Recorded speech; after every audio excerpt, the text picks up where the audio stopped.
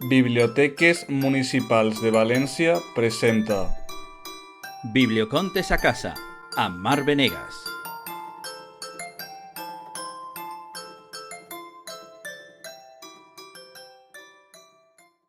Hola a todas y a todos, soy Mar Venegas y venimos con la segunda sesión para familias, madres y padres, para personas adultas.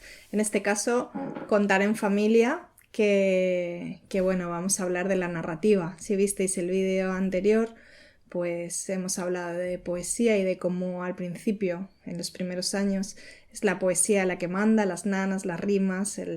Entonces vamos a empezar pues por ese momento en el que ya podemos ir introduciendo una historia un poquito más larga, tipos de libros y para diferentes edades. Bueno, cuando hablamos de niños muy pequeños, los libros tienen una función que creo que es primordial y muy importante en casa, sobre todo en casa, que es la de generar una perspectiva amable del objeto libro. Porque pensemos que si no compartimos como algo placentero, gozoso, afectuoso, en el que disfrutamos toda la familia, el objeto libro tiene, por desgracia, muy mala fama, y es que cuando los niños y las niñas comienzan a enfrentarse a ellos es por obligación, es cuando empiezan a aprender a leer y a escribir, y si no hay un contrapeso que ofrezca este lugar en lo afectuoso y en lo disfrutado, pues muy difícilmente vamos a conseguir que esas palabras, la palabra libro o el verbo leer o el verbo escribir o el verbo, todo lo relacionado con el mundo del libro, pues no termine siendo de alguna forma menospreciado o al menos asociado a algo negativo. Así que es fundamental que empecemos a leer cuanto antes. En el primer momento, cuando abrimos el libro a nuestros bebés, el libro es lo menos importante. Lo importante va a ser la persona que lo sujeta, ese que sostiene el momento de lectura. El libro se convierte en la piel que lo aguanta, en los ojos que miran, en la voz que dice. Así que somos el libro con el libro en el momento en el que estamos compartiendo en primerísimas edades. Hay un lugar después de la nana, que es ese libro de cartón, ese libro para morder, para empezar a manipular y para comenzar a contar las primeras historias. Suelen ser libros que los que más les gustan, libros que son imaginarios con una imagen y una palabra, o libros que hablan de la rutina en la hora de irnos a dormir, las cosas que le importan a un bebé, que son muy pocas en realidad, es él mismo, su mundo más inmediato, que es el que está tan cerca que casi podemos ver y tocar. Así que pues las cosas que hablan del baño, de irnos a dormir, de la comida, de la mamá, del papá, de los abuelos, las cosas que nos importan, ¿no? Y luego ya pasamos a otro tipo de libros donde la historia empieza ya a complicarse un poco, y en este momento pues esos libros que tienen unas estructuras que parten también de la tradición y que pasan por ese lugar de la seguridad que da la repetición. Recordemos que en estas primeras edades el otra vez, repetir el mismo cuento, la misma historia, las mismas palabras, las mismas rutinas, lo que hacen es que nuestros bebés se sientan seguros en algo que pueden manejar. El mundo es un lugar muy grande para un bebé que llega recién y que tiene tantas cosas que aprender, así que nos lo va a pedir 1000 veces. Por eso los cuentos que tienen una estructura circular, infinita, en que las escenas se repiten, son de los que más les van a gustar, los que tienen una secuencia clara que ayuda al bebé a situarse en el tiempo, y eso es el pam, pam, pam, pam, pam, el tiempo, los segundos, las escenas se repiten.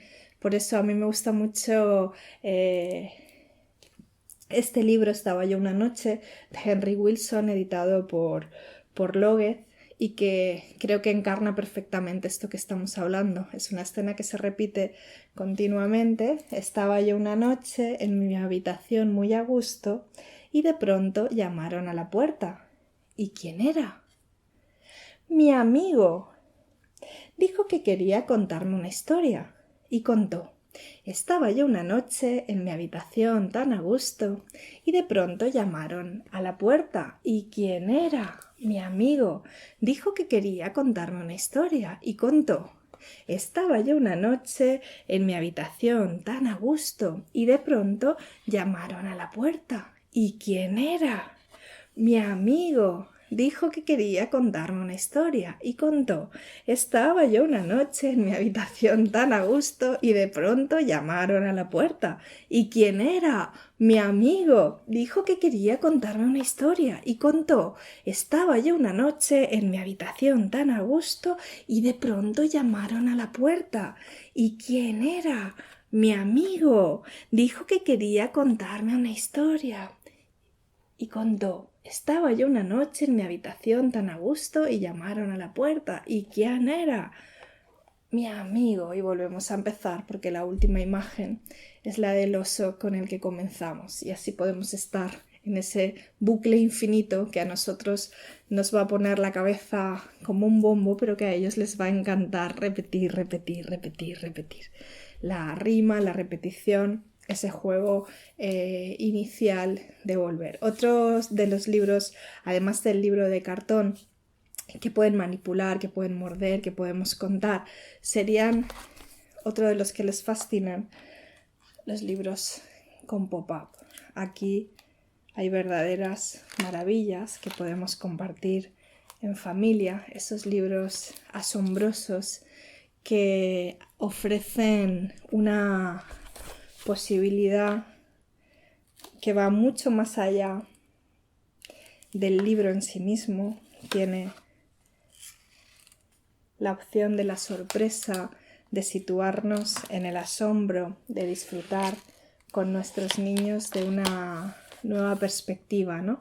Todos los libros que juegan con solapas, con pop-ups, en el que se necesita una acción directa. El bebé, el niño, la niña no es un ser pasivo, necesita participar. Cuanto más participa de la lectura, cuanto más permitimos que entre en el libro, más va a ir apropiándose de ese objeto, de ese momento lector, porque leemos mucho antes de aprender a leer. Esos libros en los que se necesita la interacción del que está enfrente, del que lee, por ejemplo, un libro de Hervé Tullet en el que apretamos y de pronto hay 2 puntos y volvemos a apretar y de pronto hay 3 puntos y cada página se va convirtiendo en una aventura en la que necesita necesariamente de la intervención de la otra persona. Los libros juegos, los libros en los que la interacción del lector es fundamental para que el libro cobre vida. De alguna forma va más allá de la lectura lineal, ¿no? Sería otra manera interesante de ver el libro como un objeto aliado de la infancia, ¿no? No un objeto que va contra o que obliga a, ¿no? Sino un espacio de juego y de disfrute en el que el libro es aliado de esta época, de esta edad maravillosa. Bueno, los pop-ups, los libros juegos, libros de solapas, libros de interacción.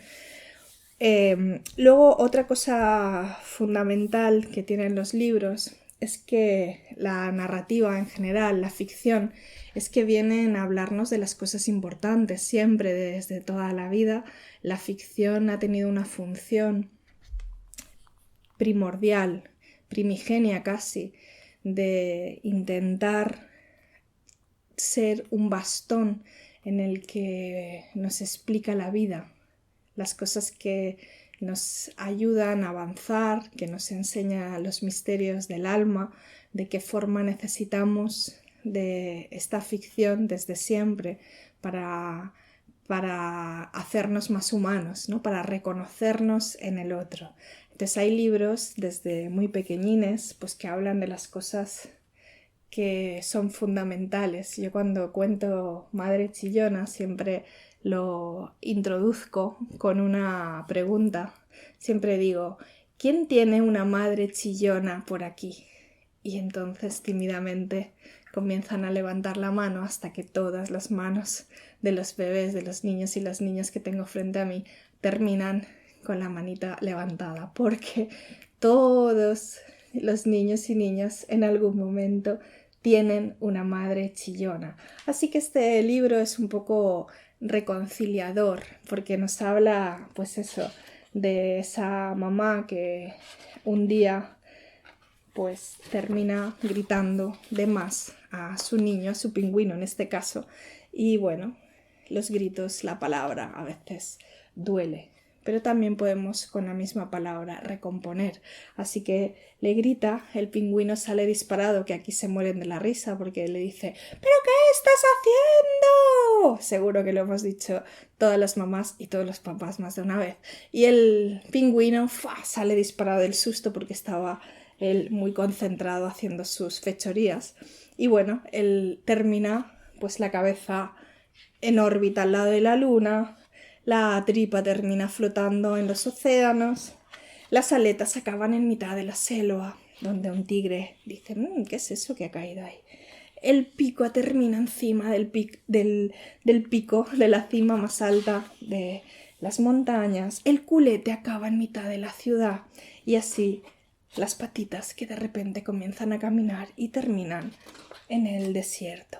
Así que todo el pingüino termina por ahí desperdigado hasta que un día llega una sombra y obviamente es la sombra de su madre, que poco a poco lo va recomponiendo hasta que vuelve a tener a su hijo completo. Va hasta la selva, va hasta el pico más alto, va recuperando cada parte de su pingüino, de su hijo, y cuando lo tiene todo completo, cosido y está exactamente igual, le dice perdón. Y esa es la palabra que recompone, ¿no? No solamente es la palabra, es la acción, es el hecho de querer reconstruir, ¿no? Y bueno, todos los pequeños pingüinos con los que me encuentro, todos se sienten identificados. Sirve para eso, ¿no? Para reconocernos en el otro, para entender que las emociones forman parte también de la propia vida. Y bueno, pues este tipo de libros maravilloso. O otro que les fascina, los libros que hablan o que tratan sobre el miedo, que es otra de las cosas fundamentales que viene la ficción a ofrecernos, ¿no? A salvaguardarnos del miedo. Y ahí tenemos desde los más pequeños esos cuentos de tradición en los que siempre hay uno más grande que va por el más pequeño. Son cuentos en los que ellos se sienten identificados, pero sobre todo sirven para controlar algo que puede llegar a desbordar, que puede llegar a ser incontrolable, algo como el miedo. Vienen a representar dentro de un territorio, en el momento en el que abrimos el libro, ese érase una vez, ¿no? Que es la misma fórmula que abrir la tapa del libro, en el que todo puede suceder y que todo lo que sucede dentro del libro sucede a resguardo. Nunca, jamás puede pasarnos nada malo, ¿no? Todo lo que pasa dentro del libro está dentro de ese territorio, de ese pacto de ficción en el que nos encanta entrar, ¿no? Y cuando hablamos de algo que puede ser tan bloqueante o tan terrible como es el miedo, pues sería la contrapartida en lo físico, sería ir a la feria, por ejemplo, ¿no? Subir a cualquier atracción que sabemos que nos va a dar miedo, que vamos a estar gritando, pero que sabes que lo que sucede ahí es un miedo controlado. Para eso sirve también la ficción. De alguna forma representamos las emociones que se apoderan de nosotros, que son demasiado grandes, las representamos de manera que vamos entrenando, y esto científicamente está comprobado, vamos entrenando la mente, los recuerdos, porque se van guardando en el mismo lugar que los recuerdos, para cuando luego en la vida real nos tengamos que enfrentar a ellos, tengamos esas herramientas. Y así, pues estos cuentos que hablan del miedo.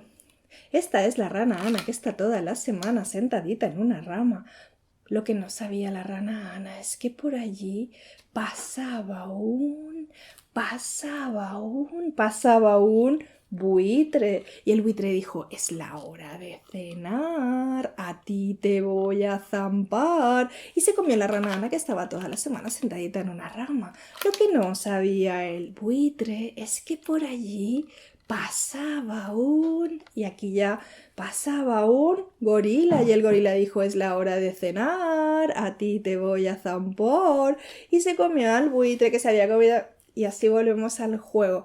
En este libro, que lo cuenta además para muy pequeñines, a partir de 2 años o así, lo máximo que me ha llegado a pasar es algún pequeño o pequeña con los dedos así para mirar entre sus dedos, ¿no?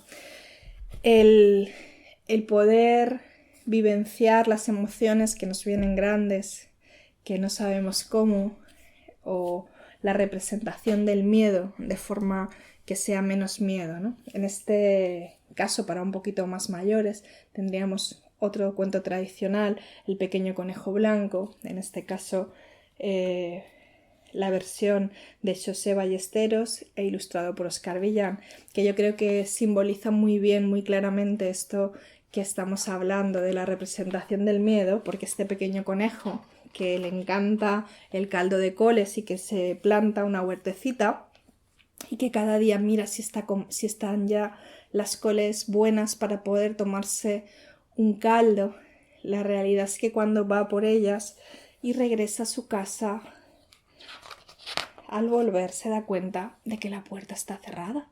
Pero si yo había dejado la puerta abierta. Y se acerca y llama: toc toc. Y entonces desde dentro se escucha: ¿quién es? Y aquí, en esta sucesión de acciones, lo que podría suceder es que pues apareciese, yo qué sé, un ogro, una bruja, un monstruo gigantesco, un lobo con colmillos, un león. Pero la realidad es que aquí está la cabra cabresa, que si no te vas te saltará encima de la cabeza. Y es una cabra. La cabra ni siquiera es un enemigo natural de los conejos. Los dos son vegetarianos, son herbívoros, no comen carne, son animales que no compiten entre ellos en absoluto. Y sin embargo, aquí está la cabra como representación del miedo, ese conejo que sale corriendo asustado porque hay una cabra en su casa. Este sería de lo que estamos lo que estoy intentando explicar, ¿no? De cómo la representación en este caso es mucho más importante que la propia historia o que los propios elementos que la conforman. Estamos hablando de representar. Y hay los cuentos tradicionales en los que normalmente lo pequeño, lo débil, como en esta amiga gallina, cuyo defecto es que es muy, muy miedosa, tan miedosa que cada vez que tiene mucho miedo se le escapa un huevo. Así que cuando le dicen de irse de viaje sus amigos, ella al final acaba cediendo, pero tiene muchísimo miedo y cada vez que se van a otro lugar, ella del miedo se le escapa un huevo. Al final este miedo es el que se convierte en fortaleza y consigue que la pequeña gallina, que es la más miedosa, la más pequeña de los 3 amigos, resulta que es la que consigue que vuelvan a casa y su debilidad se convierte en fortaleza. Sería otra de las opciones. Después tendríamos, pues, por ejemplo, los libros un poco más gamberros, como este de No he hecho los deberes porque, que son un montón de excusas que yo creo que A todos nos vienen bien ese punto más juguetón o más gamberro también de compartir la lectura con la familia, esa capacidad también de transformar lo que no nos gusta en chiste, en risa, en algo más subversivo.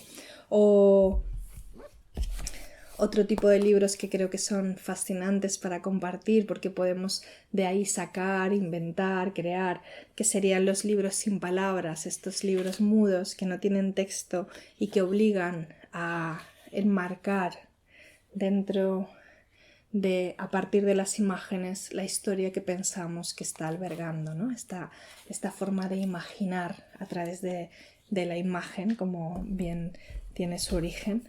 O libros ya para compartir con los un poquito más mayores, historias de ratones para primeros lectores, pequeños cuentos, Arnold Lobel, un clásico, pequeños cuentos para compartir en familia, los cuentos por teléfono de Gianni Rodari, en los que cada noche un papá le cuenta a su hija un cuento diferente, cuentos maravillosos, divertidísimos, imaginativos, cortitos, para poder leer, pues yo que sé, en cualquier momento, antes de comer, no solamente antes de dormir. Para más mayorcitos, como Roald Dahl y cualquiera de sus libros, Cristina Nostringer o Astrid Lindgren, hay muchísimos autores que podemos leer en voz alta, en familia, compartiendo entre todos y buscando ese momento en el que la lectura sea una forma de disfrutar, de evadirnos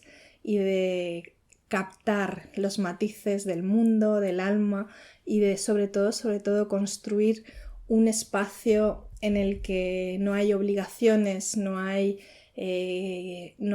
tensión, simplemente nos paramos y compartimos la lectura igual que compartimos la mesa cuando vamos a comer o el agua o las experiencias vitales y vamos construyendo recuerdos, que en nuestros recuerdos tengamos también esa lectura que compartíamos en casa con nuestros padres, nuestras madres, según hemos ido creciendo, siempre acompañando el momento vital y sobre todo disfrutando de ello.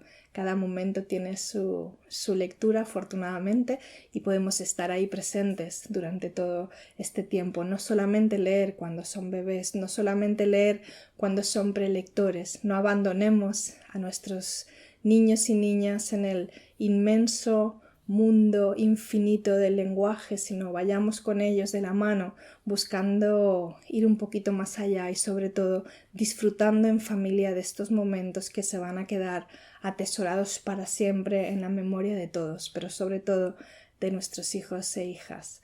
Muchas gracias y nos vemos en otra ocasión.